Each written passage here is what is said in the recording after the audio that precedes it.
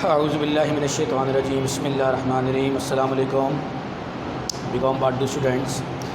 बेटा हमारा job order costing का चैप्टर चल रहा था और उसको हम यहीं पर इख्तिताम पज़ीर करते हैं। गो कि अभी हमारे हैंड आउट से क्वेश्चन नंबर 19 बाकी है और 20 वैसे ही है उसी जैसा, बट मैंने ये डिसाइड किया कि वो मैं आपको फ़िलहाल ना कराऊँ, क्योंकि मुझे इस बात का 100% यकीन है कि अगर वो मैं आपको ऐसे ऑनलाइन कराऊंगा ना, आपको उसके बावजूद भी बहुत क्यूरीज़ होंगी, बहुत प्रॉब्लम्स होंगी जो कि आप मुझसे लाजमी पूछेंगे। यानी ये सवाल तो पूछे बगैर आप हल नहीं कर पाएंगे। मैं तो करा दूंगा लेकिन उसके बावजूद भी आपके जहन में कुछ जो है वो प्रॉब्लम्स रहेंगी। तो सोचा ये कि फिर हम इस एक पर्टिकुलर सवाल को छोड़ देते हैं जब तक कि हमारी क्लासेस रिज्यूम नहीं होती। तो इंशाल्लाह फिर वो एक दिन की कहानी है और जब हम अपने कोर्स को एंड कर रहे होंगे तो उस पर वहाँ पे आके देख लेंगे। तो इसलिए अब आप समझिए कि आपका हैंड आउट तो हो गया मुकम्मल। रही बात आपके पास पेपर्स की, तो बेटा पास पेपर में भी वही तमाम सवालात हैं जो कि मैं आपको करवा चुका हूँ आपके हैंड आउट से। तो पास पेपर का रिव्यू मैंने इसलिए नहीं कराया क्योंकि इसके अंदर अब ऐसे कोई सवाल नहीं है जो कि पास पेपर्स में मौजूद हों लेकिन वो हैंड आउट्स में ना हो। ऑलमोस्ट मैंने जितना हैंड आउट्स में कराया वो सब पास पेपर में मौजूद है।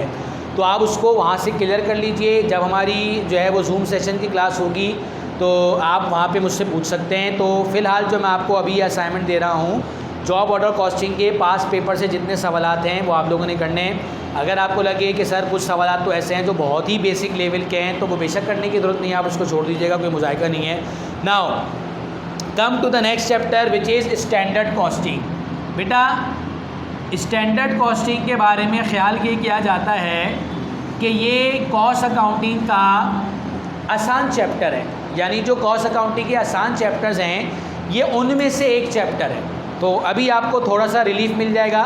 हाउएवर कि इसी चैप्टर के अंदर आगे जाके कुछ थोड़ी सी मुश्किल चीज़ें भी आएंगी, बट इसका जो मेजर पोर्शन है ना वो आसान है, मतलब इसमें वो मुश्किलात नहीं है।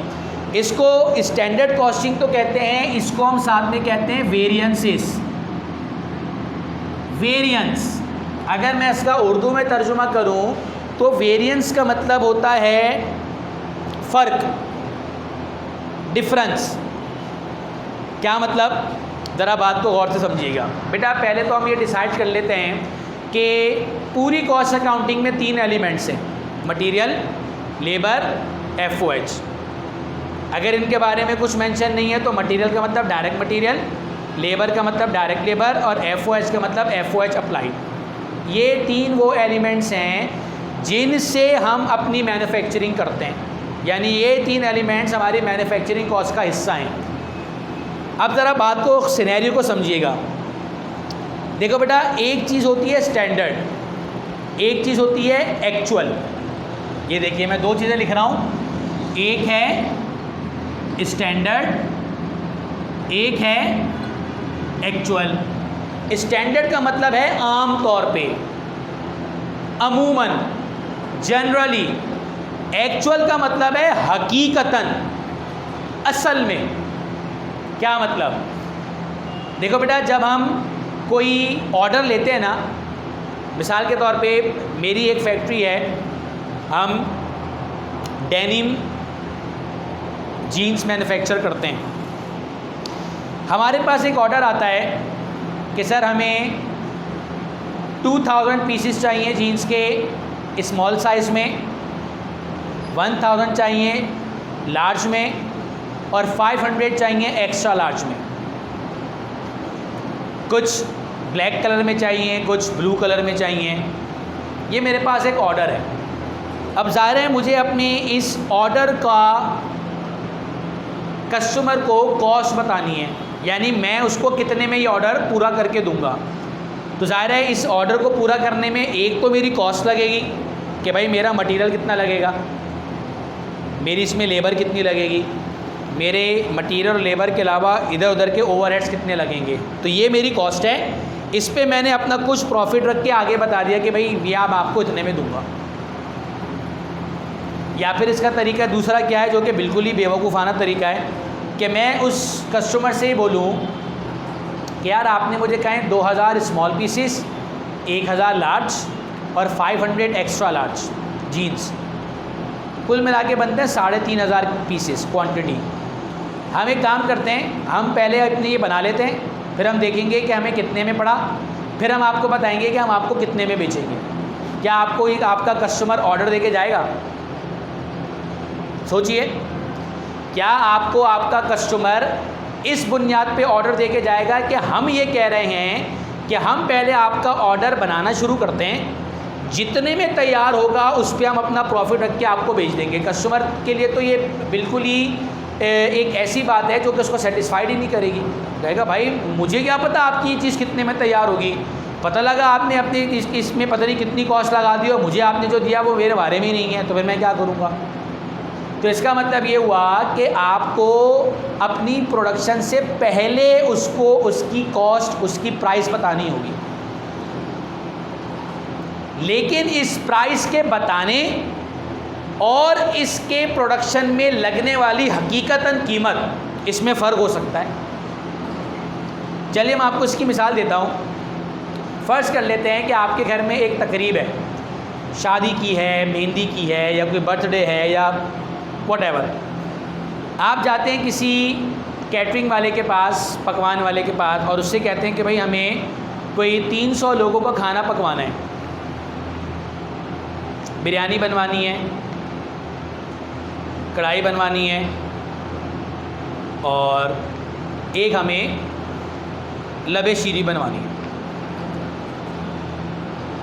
पहली बात तो वो जो कैटरिंग वाला है वो आपको कभी भी एग्जैक्टली 300 का एस्टिमेट ही नहीं दे सकता, एग्जैक्टली 300 की कॉस्ट बता ही नहीं सकता, वो भी मार्जिन रख के बताता है।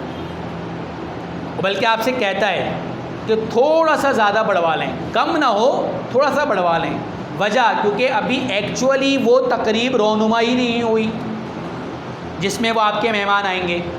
प्लस फिर वो आपसे पूछता है कि इसमें कितने ख़वातीन हैं, कितने मर्द हैं, कितने बच्चे हैं, क्योंकि आम तौर पे ख्याल किया जाता है कि ख़वातीन कम खाती हैं, जो कि सिर्फ ख्याल किया जाता है, वैसे खाती माशाल्लाह वो भी पूरा है, और मर्द ज़्यादा खाते हैं और बच्चे खाते कम है, ज़ाया ज़्यादा करते हैं, तो वो उसके हिसाब से कैलकुलेशन करता है। अच्छा, अब वो जो कैलकुलेशन कर रहा है, आप ऑर्डर देने आए हैं आज, तकरीब है आपकी 15 दिन के बाद, चूँकि आपने 2, 3 या 4 कैटरिंग वालों से इसका एस्टिमेशन लेना है, फिर आपने डिसाइड करना है कि कौन इकोनॉमिकल भी अच्छा है और कौन क्वालिटी वाइज भी अच्छा है। अब वो आपको ये बोले पकवान वाला, कैटरिंग वाला, कि भाई हमें क्या पता मुर्गी हमें उस दिन कितने रुपए किलो मिलेगी। भाई आपकी तकरीब तो 15 दिन के बाद है ना, हमें तो नहीं पता आपको उस दिन चिकन क्या किलो होगा। फिर आपने जो है वो इसके अंदर हमें नहीं पता टमाटर क्या किलो मिलेंगे। टमाटर तो ऐसी चीज़ है जिसकी फ़्लाइट 400 रुपये किलो भी पहुंच जाती है, और कभी इतने नीचे आ जाते हैं कि 100 रुपये के 5 किलो भी मिल रहे होते हैं। अब हमें नहीं पता कि वो 15 दिन के बाद टमाटर का क्या रेट होगा। तो भाई हम आपका ऑर्डर तैयार कर देते हैं, जितने का बनेगा उस पर आप हमारा प्रॉफिट रख के हमें पेमेंट कर दीजिएगा। क्या आप ऐसा ऑर्डर देंगे उस कैटरिंग वाले को? नहीं ना, मजबूरन उस कैटरर को एक एस्टिमेट लगाना होगा कि भाई मैं ये फ़र्ज़ कर लेता हूँ कि आज है मुर्गी 300 रुपये किलो, आपका ऑर्डर है 15 दिन के बाद का। 15 दिन के बाद मुर्गी की क्या कीमत होगी हमें नहीं पता, हम रफली इसको 310 रुपये के हिसाब से लगा लेते हैं। अब चाहे इससे ज़्यादा भी होगी तब भी 310 रुपये लगेगी, चाहे इससे कम होगी तब भी 310 रुपये लगाएंगे आप। सही है। टमाटर का क्या रेट है, आज इतने रुपए किलो चल रहे हैं, भाई आगे जाके हो सकता है महंगे हो जाए, हम इसके हिसाब से उसको नोट कर लेते हैं। ये करके आप एक एस्टीमेट बना के देंगे और कहेंगे कि भाई ये 300 लोगों का खाना आपका 70,000 रुपये में बनेगा, 80,000 रुपये में बनेगा। इसी तरह आप एक अगले कैटरर के पास जाते हैं, उससे अगले कैटरर के पास जाते हैं, हर कैटरर से आप ऐसे एस्टीमेट लेते हैं। लेकिन क्या वो जो आपको ये चीज़ें बता रहा है क्या वही उसके एग्जैक्टली रेट हैं? क्योंकि हो सकता है कि 15 दिन के बाद गैस की कीमत भी बढ़ जाए, जिस गैस पे वो खाना बना रहा है उसका बिल ज़्यादा है। हो सकता है कि 15 दिन के बाद आपकी जो लेबर है उनमें से कुछ लेबर आउट ऑफ सिटी चले जाए किसी भी वजह से, और जो लेबर आपकी पीछे बाकी बचे वो आपसे एक्स्ट्रा डिमांड करे कि रेबे हमारे ऊपर तो ज़्यादा लोड आ गया है। कुछ भी हो सकता है ना। इसलिए आप अपने जो आपके पास ऑर्डर आते हैं आप उसका एक एस्टीमेट लगा कर देते हैं कि स्टैंडर्ड का मतलब एस्टीमेट यानी स्टैंडर्ड, आम तौर पे ख्याल करते हैं कि इतने का पड़ेगा आपको। अब हम आपको इतने का ही देंगे, चाहे एक्चुअली हकीकत में चाहे वो उससे ज़्यादा का पड़े, लेकिन एक्चुअली अगर उससे कम का भी पड़ा तब भी पेमेंट आपको यही करनी पड़ेगी। ये बातें बताई नहीं जाती, नज़र लग जाती है। यानी ये बातें आप कस्टमर से थोड़ी करते हैं, ये तो आपके अपने अंदर की सारी कैलकुलेशन है। आप तो ये बता देते हैं भाई इसके हिसाब से हम आपको इतने का बना के देंगे ना। अब आप इधर आ जाइए, ज़्यादा खाने पीने की बातें करेंगे तो भूख लगना शुरू हो जाएगी आप लोगों को। वैसे ही आजकल घर में काम सिर्फ खाना पीना और सोना है। तो बहरहाल स्टैंडर्ड का मतलब है वो जो हमने सोचा, एक्चुअल का मतलब है वो जो हकीकतन हुआ। अब मैं आपको बताना ये चाहता हूँ कि हम यहाँ पे जो वेरिएंसेस अच्छा स्टैंडर्ड और एक्चुअल में जो फ़र्क होगा वही तो वेरिएंस होगा। अब हम बात करते हैं सबसे पहले मटेरियल की। आइए, अगर हम बात करें मटेरियल की तो बेटा मैंने आपको अब तक मटेरियल की कॉस्ट पढ़ाई है कि कितना मटेरियल लग रहा है, कितना मटेरियल की कितनी कीमत लग रही है। हकीकतन मटेरियल में दो चीज़ें होती हैं, एक मटेरियल की क्वांटिटी, दो मटेरियल की प्राइस। मिसाल के तौर पे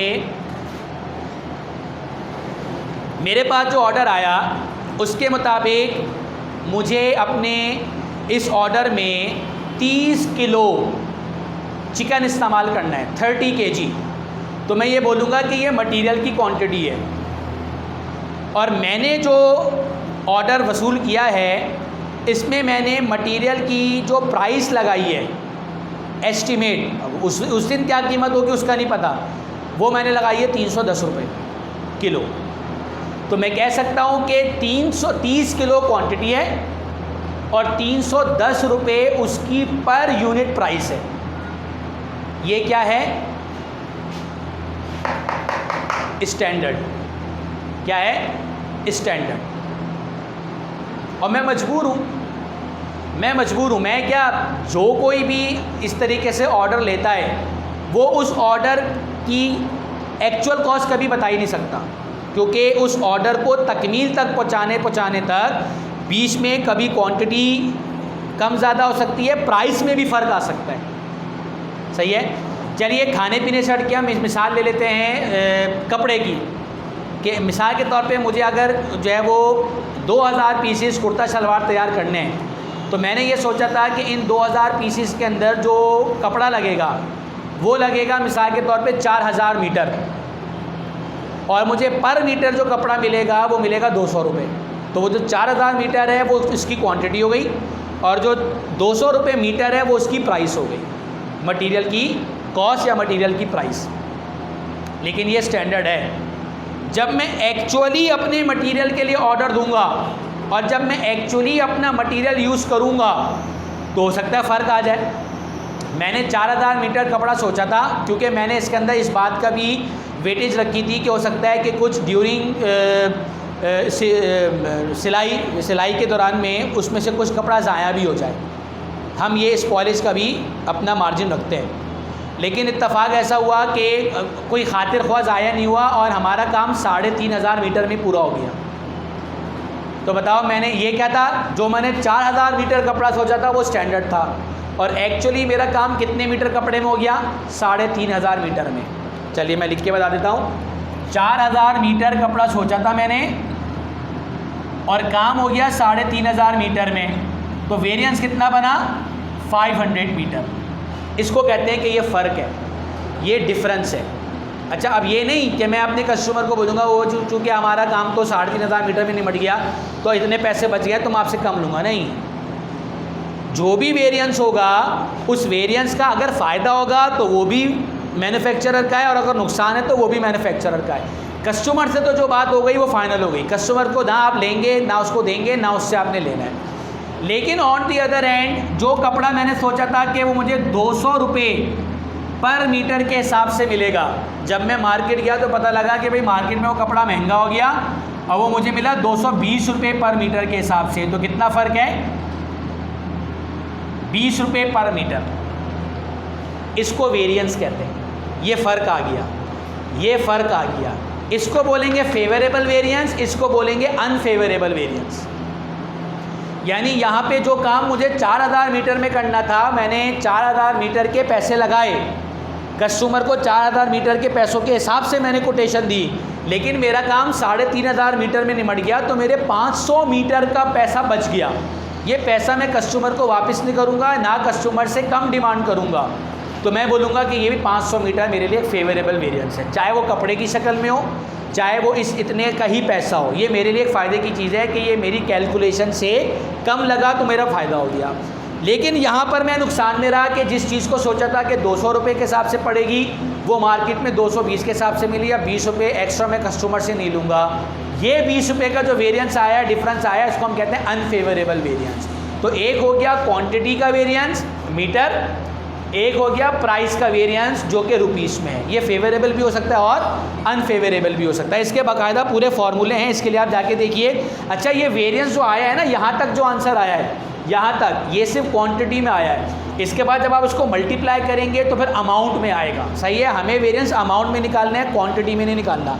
तो आइए ज़रा देखिए, पहला है मटेरियल क्वांटिटी वेरिएंस। इसका फॉर्मूला है standard quantity less actual quantity is equals to difference. Difference का मतलब ये वेरिएंस, मैंने यहाँ तक समझाया आपको। फिर आप उसको मल्टीप्लाई करेंगे स्टैंडर्ड प्राइस से, तो स्टैंडर्ड प्राइस ये रही आपकी। तो आपके पास जो आंसर आएगा, अगर आपका ये वाला डिफरेंस पॉजिटिव में आ गया तो समझिए आपका फेवरेबल है। अगर ये डिफरेंस नेगेटिव में आया तो आगे मल्टीप्लाई करके भी उसने नेगेटिव में रहना है। तो इसलिए अगर आंसर पॉजिटिव है तो फेवरेबल वेरिएंस, अगर आंसर नेगेटिव है तो अनफेवरेबल वेरिएंस।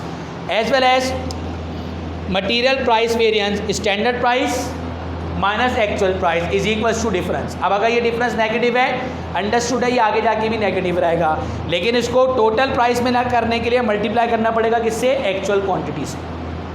तो हमारे पास जो आंसर आएगा उसको क्या बोलेंगे हम? फेवरेबल या अनफेवरेबल मटेरियल प्राइस वेरिएंस। तो देखो बेटा, मटेरियल की दो बातें हो गई। ऐसे ही अब हम बात करते हैं लेबर की। लेबर में भी दो बातें हैं। अमूमन जो फैक्ट्री में काम करने वाली लेबर होती है, जो कि डायरेक्ट प्रोडक्शन में इन्वॉल्व होती है, उनको हम आवर्स के हिसाब से उनसे काम लेते हैं। तो इसलिए एक होते हैं आवर्स और एक होता है उसका रेट। कि मिसाल के तौर पे एक लेबर 8 घंटे काम करेगी, सही है, एक शख्स 8 घंटे काम करेगा, तो ये उसके आवर्स हो गए। रेट हम उसको देंगे 500 रुपये पर घंटे के हिसाब से, 200 रुपये पर घंटे के हिसाब से, 300 रुपये पर घंटे के हिसाब से। ये हमने एस्टिमेट किया है, स्टैंडर्ड है। लेकिन जब हम अपने उस ऑर्डर को पूरा करने के लिए लेबर को हायर करेंगे तो पता लगा कि अगर हमने ये सोचा था कि हमारे ये जो 2000 कुर्ता शलवार हैं, इसको मुकम्मल करने के लिए हमें 300 घंटे चाहिए, तो ज़ाहिर हम 300 घंटे के हिसाब से पैसे लगाएंगे। तो वो जो 300 घंटे हमने सोचे हैं, जो 300 आवर्स हमने सोचे थे कि टोटल हमारी जो प्रोडक्शन है वो 300 घंटों में मुकम्मल हो जाएगी, तो ये समझिए कि ये 300 आवर्स ये हमारे स्टैंडर्ड है। सही है जी, ये मैंने सोचा था कि ये मेरी प्रोडक्शन 300 घंटे में हो जाएगी, लेकिन जब काम मुकम्मल हुआ और हमने वो सारे आवर्स एक्यूमुलेट किए तो पता लगा कि 350 घंटे लगे। तो भाई 50 आवर्स 50 आवर्स ये आपके लिए अनफेवरेबल हो गए, क्योंकि आपने सोचा था कि 300 घंटे में काम होगा, काम मुकम्मल हुआ 350 घंटों में, तो 50 घंटे के पैसे ज़्यादा लेने पड़ेंगे। अब ये पैसे आपके कस्टमर से थोड़ी लेंगे, ये तो आपको खुद अपना नुकसान है। या तो आपकी एफिशिएंसी सही नहीं है, आपको चाहिए था कि आप इतने घंटों में काम मुकम्मल कराते। बहरहाल इसको हम बोलेंगे कि ये अनफेवरेबल है। ऑन दी अदर हैंड हमने ये सोचा था कि हम जो है वो लेबर को 250 रुपये पर आवर के हिसाब से पे करेंगे, यानी 250 आवर। लेकिन मार्केट में चूँकि इतनी बेरोज़गारी है कि लोग 220 रुपये पर घंटे पे काम करने के लिए तैयार हैं। इसका मतलब क्या हुआ कि पर आवर हमें कितना फ़ायदा हो रहा है, पर हमें प्रोडक्शन में कितना फ़ायदा हो रहा है? 30 घंटे का फ़ायदा हो रहा है, तो 30 घंटे के पैसे बचेंगे। तो एक तरफ हम अनफेवरेबल रहे, यानी कि आवर्स तो ज़्यादा लगे, लेकिन दूसरी तरफ हमें जो है वो 30 रुपये पर, गालिबन मैंने पहले गलत बोल दिया था, 30 रुपये 250 पर आवर, तो 30 रुपीज़ पर आवर के हिसाब से हमारी पेमेंट बच गई। सही है, तो अब आप जाके देखिए, तो लेबर का जो फॉर्मूला है उसमें नंबर 3 है लेबर आवर्स। जबकि लेबर आवर्स को यूजेज भी कहते हैं, लेबर आवर्स को एफिशिएंसी भी कहते हैं और इसको टाइम भी कहते हैं। असल में ये आवर्स वेरिएंस है। इसका फॉर्मूला है standard hours minus actual hours is equal to difference. Standard hour minus actual hour is equal to difference. बस डिफरेंस अगर नेगेटिव आ गया समझिए आगे आपका पूरा नेगेटिव में जाएगा। मल्टीप्लाई कर देंगे स्टैंडर्ड रेट से, तो आपके पास आंसर अगर पॉजिटिव में है तो फेवरेबल, नेगेटिव में है तो unfavourable. On the other hand labour का रेट वेरिएंस, इसका फार्मूला क्या है? Standard rate minus actual rate, standard rate minus actual rate is equal to difference. अगर डिफरेंस पॉजिटिव है इसका मतलब है आगे भी पॉजिटिव रहेगा। मल्टीप्लाई कर देंगे हम उसको कितने से? एक्चुअल आर से। ये आपको याद करने पड़ेंगे, डिफरेंस तक तो मुश्किल नहीं है, हर जगह standard minus actual is equal to difference है। मल्टीप्लाई के बाद बस आपको याद करना पड़ेगा, ये कोई मुश्किल नहीं है। तो इस डिफरेंस के बाद फिर आप इसको मल्टीप्लाई करेंगे एक्चुअल आर से, वो ये रहे। तो आपका आंसर अगर पॉजिटिव है तो फेवरेबल वेरिएंस, नेगेटिव है तो अनफेवरेबल वेरिएंस। कितने हो गए वेरिएंस? 4। मटेरियल के 2 वेरिएंस, लेबर के 2 वेरिएंस। ये दोनों वेरिएंस फेवरेबल भी हो सकते हैं, ये दोनों अनफेवरेबल भी हो सकते हैं। इनमें से कोई एक फेवरेबल और एक अनफेवरेबल भी हो सकता है। नाउ FOH वेरिएंस, FOH के बेसिकली बेटा 2 वेरिएंस हैं। मैं भी आपको सिर्फ 5 बता रहा हूँ, 6 ये बिल्कुल एक अलग है, इसको 6 को छोड़ दीजिए। और FOH का वेरिएंस मैं आपको पहले समझा चुका हूँ, आपको याद नहीं है बट मैं आपको करा चुका हूँ। याद है जॉब ऑर्डर कॉस्टिंग के सवाल में भी एक होता था FOH अप्लाइड, तो स्टैंडर्ड का दूसरा मतलब अप्लाइड ही होता है, और एक होता था FOH एक्चुअल। तो स्टैंडर्ड, अप्लाइड और एक्चुअल का जो फ़र्क होता है वो बेसिकली अंडर अप्लाइड और ओवर अप्लाइड आपने पढ़ा है, तो वो अंडर अप्लाइड और ओवर अप्लाइड उसी को वेरिएंस भी कहते हैं। तो FOH का जो ये वाला वेरिएंस है ये तो बहुत सिंपल है, मतलब मटेरियल और लेबर के वेरिएंस से भी ज़्यादा आसान है। तो इसलिए आपको अभी मैं फ़िलहाल सिर्फ 5 तक कराऊंगा। जो छठा है उस छठे के अंदर भी 2 वेरिएंस हैं। एक है FOH वेरिएंस में कंट्रोलेबल वेरिएंस और एक है वॉल्यूम वेरिएंस। तो ये एक बिल्कुल अलग से है, फ़िलहाल अभी हम इसको नहीं डिस्कस करेंगे, अभी हम सिर्फ नंबर 5 तक डिस्कस करेंगे। इसके बाद जो है वो हम एक क्वेश्चन करेंगे इंशाल्लाह नेक्स्ट क्लास में। आप ये फार्मूले याद कर लीजिए, अगली क्लास में आपसे फिर मुलाकात करते हैं। और जो भी जॉब ऑर्डर के सवालात मैंने आपको दिए हैं 5 ईयर से तलाश कीजिए, जो मुश्किल हो उनको नोट कर लीजिए और मुझसे आप पूछ सकते हैं। तो इंशाल्लाह अगली क्लास के अंदर इस चैप्टर के बाकायदा सोल्यूशन के साथ जो है वो हाजिर होऊंगा मैं आपके पास, और आप लोगों ने इसके फॉर्मूले याद रखने। ठीक है, इजाज़त दीजिए, अल्लाह हाफिज़।